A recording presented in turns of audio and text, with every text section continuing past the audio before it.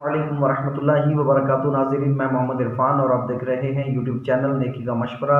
एक नई वीडियो के साथ आपकी खिदमतों में एक मरतबा फिर हाज़िरी है। और आज इस वीडियो में मैं आपको सुनाने जा रहा हूँ तीन एहसान करो। तो हमने सुनना है कि वो तीन एहसान क्या हैं, वो तीन एहसान किस पर करने हैं, कैसे करने हैं, इसका क्राइटेरिया क्या है, ये सब कुछ सुनने जा रहे हैं हम इस मुख्तसर सी वीडियो में। आपसे रिक्वेस्ट है कि वीडियो को एंड तक देखें ताकि आप वो तसल्ली से सुन पाएँ और फिर उसके मुताबिक अमल करना शुरू कर दें। इंशाल्लाह बहुत बड़ा अजर मिलने वाला है।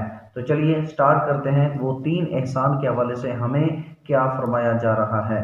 चुनांचे तंबीहुल गाफिलीन सफ़ा 88 पर मौजूद है कि हज़रत सैयदना यहया बिन मुआज़ राज़ी रहमतुल्लाहि तआला अलैह फरमाते हैं, तुमसे मोमिनों को अगर तीन फ़वाइद हासिल हो जाएं तो तुम मोहसिनीन यानी एहसान करने वालों में शुमार किए जाओगे।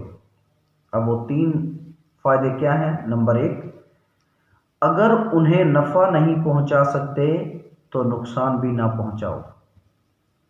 सुभान अल्लाह। नंबर दो, उन्हें खुश नहीं कर सकते तो उन्हें रंजीदा भी ना करो।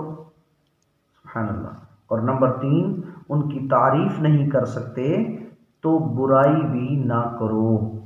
बहुत बड़े जुमले हैं, पावरफुल जुमले हैं कि थोड़ा सा हम अपने दिमाग को हाजिर करके अपने दिल से, अपने ज़मीर से ये सवाल करके सोचें कि भाई अगर मैं किसी का भला नहीं सोचता तो मेरा भला कौन सोचेगा। अगर मैं किसी को फ़ायदा नहीं पहुंचा सकता तो मैं किसी से फ़ायदे की उम्मीद कैसे रख सकता हूं।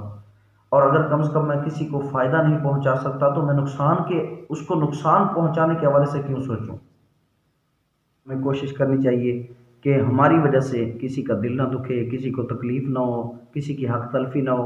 और बहुत सारी, यूँ समझो कि हम जितना सोचते जाएं उतने ख्यालात आते चले जाएंगे। तो आपको उम्मीद करता हूँ आज का ये मशवरा भी अच्छा लगा होगा। अमल करें, दूसरों तक शेयर करें, चैनल को सब्सक्राइब करें और अपनी ख़ास दुआओं में याद रखिएगा। मिलते हैं एक नई वीडियो के साथ। अस्सलामु अलैकुम वरहमतुल्लाहि वबरकातुहू।